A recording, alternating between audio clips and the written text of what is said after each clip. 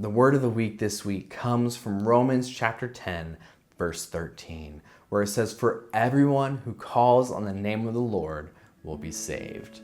Let the verse this week serve both as an encouragement and a reminder to us. An encouragement that even in those days where we feel far from God, where we feel distant from God, where the stresses and weights of work and life are weighing heavily upon us, that if we call on the name of the Lord, He is there for us. Our God is for us, He is with us, and He will carry us through.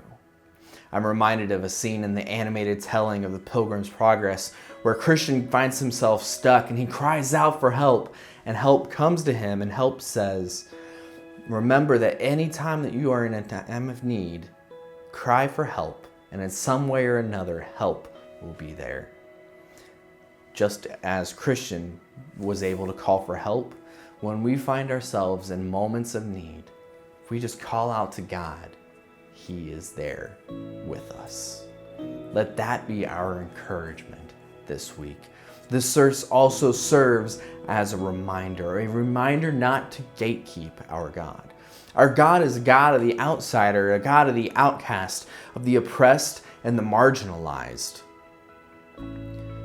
Just as He is for us, He is for those people whom we might be tempted to frown upon. This is why the verse doesn't say, let those people who we like and who we get along with call on God and be saved. The verse says, for everyone who calls on the name of the Lord will be saved. See, remember in Ephesians when Paul says, you too once were far from God, lost and without hope in the world, but in Christ you have been brought near. How? By calling on the name of the Lord.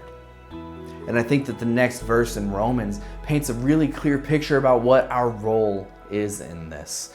This says, how can they call on the Lord unless they believe? And how can they believe unless they hear? And how can they hear unless they are told? We are the mouthpiece of God in the world around us. We are His hope. We are His light in the darkness, even for those people who annoy us the most, especially for them. So let's be the light of the Lord in the world around us this week. God bless.